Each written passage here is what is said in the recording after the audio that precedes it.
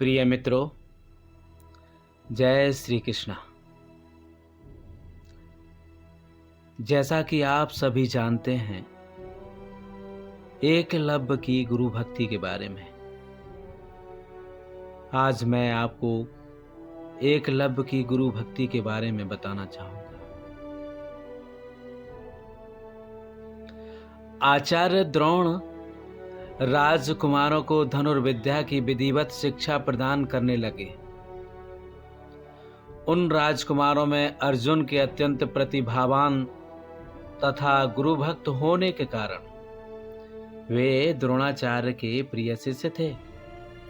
द्रोणाचार्य का अपने पुत्र अश्वत्थामा पर भी विशेष अनुराग था, इसलिए धनुर्विद्या में वे भी सभी राजकुमारों में अग्रणी थे। किंतु अर्जुन अश्वत्थामा से भी अधिक प्रतिभावान थे। एक रात्रि को गुरु के आश्रम में जब सभी शिष्य भोजन कर रहे थे, तभी अकस्मात हवा के झोंके से दीपक बुझ गया। अर्जुन ने देखा, अंधकार हो जाने पर भी भोजन के कौर को हाथ मुंह तक ले जाता है। इस घटना से उन्हें यह समझ में आया कि निशाना लगाने के लिए प्रकाश से अधिक अभ्यास की आवश्यकता है, और वे रात्रि के अंधकार में निशाना लगाने का अभ्यास करने लगे। गुरु द्रोण उनके इस प्रकार के अभ्यास से अत्यंत प्रसन्न हुए। उन्होंने अर्जुन को धनुर्विद्या के साथ ही गदा, तोमर, तलवार आदि शस्त्रों के प्रयोग में निपुण कर दिया। उन्हीं दिनों हिरण्य धनु नामक निषाद का पुत्र एकलव्य भी धनुर्विद्या सीखने के उद्देश्य से द्रोणाचार्य के आश्रम में आया, किंतु निम्न वर्ण का होने के कारण द्रोणाचार्य ने उसे अपना शिष्य बनाना स्वीकार नहीं किया। निराश होकर एकलव्य वन में चला गया। उसने द्रोणाचार्य की एक मूर्ति बनाई और उस मूर्ति को गुरु मानकर धनुर्विद्या का अभ्यास करने लगा। एकाग्रचित से साधना करते हुए अल्पकाल में ही वह धनुर्विद्या में अत्यंत निपुण हो गया। एक दिन सारे राजकुमार गुरु द्रोण के साथ आखेट के लिए उसी वन में गए जहां पर एकलव्य आश्रम बनाकर धनुर्विद्या का अभ्यास कर रहा था। राजकुमारों का कुत्ता भटककर एकलव्य के आश्रम में जा पहुंचा। एकलव्य को देखकर वह भौंकने लगा।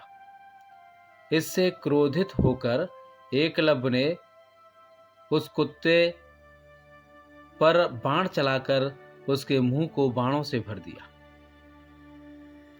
एकलव्य ने उस कौशल से बाण चलाए थे कि कुत्ते को किसी प्रकार की चोट नहीं लगी, किंतु बाणों से बिंध जाने के कारण उसका भौंकना बंद हो गया। कुत्ते के लौटने पर जब अर्जुन ने धनुर्विद्या के उस कौशल को देखा तो वे द्रोणाचार्य से बोले, हे गुरुदेव, इस कुत्ते के मुंह में जिस कौशल से बाण चलाए गए हैं, उससे तो प्रतीत होता है कि यहाँ पर कोई मुझसे भी बड़ा धनुर्धर रहता है। अपने सभी शिष्यों को लेकर द्रोणाचार्य एकलव्य के पास पहुंचे और पूछे, हे वत्स, क्या ये बाण तुम्ही ने चलाए हैं? एकलव्य के स्वीकार करने पर उन्होंने पुनः प्रश्न किया, तुम्हें धनुर्विद्या की शिक्षा देने वाले कौन हैं? एकलव्य ने उत्तर दिया, गुरुदेव, मैंने तो आपको ही गुरु स्वीकार करके धनुर्विद्या सीखी है। इतना कहकर उसने द्रोणाचार्य की उनकी मूर्ति के सामने ले जाकर खड़ा कर दिया। द्रोणाचार्य नहीं चाहते थे कि कोई अर्जुन से बड़ा धनुर्धारी बन पाए। वे एकलव्य से बोले, यदि मैं तुम्हारा गुरु हूं तो तुम्हें मुझको गुरु दक्षिणा देनी होगी। एकलव्य बोला, गुरुदेव, गुरु दक्षिणा के रूप में आप जो भी मांगेंगे मैं देने के लिए तैयार हूँ। इस पर द्रोणाचार्य ने एकलव्य से गुरु दक्षिणा के रूप में उसके दाहिने हाथ के अंगूठे की मांग की। एकलव्य ने सहर्ष अपना अंगूठा दे दिया। इस प्रकार एकलव्य अपने हाथ से धनुष चलाने में असमर्थ हो गया तो अपने पैरों से धनुष चलाने का अभ्यास करना आरंभ कर दिया। आपको एकलव्य की गुरु भक्ति की यह कहानी कैसी लगी आप कमेंट करके मुझे ज़रूर बतावें, और कहानी अच्छी लगी हो तो प्रिय मित्रों आप ज़्यादा से ज़्यादा लोगों को शेयर भी करें और मेरे चैनल को ज़रूर सब्सक्राइब करें। आप सभी से विशेष अनुरोध किया जाता है।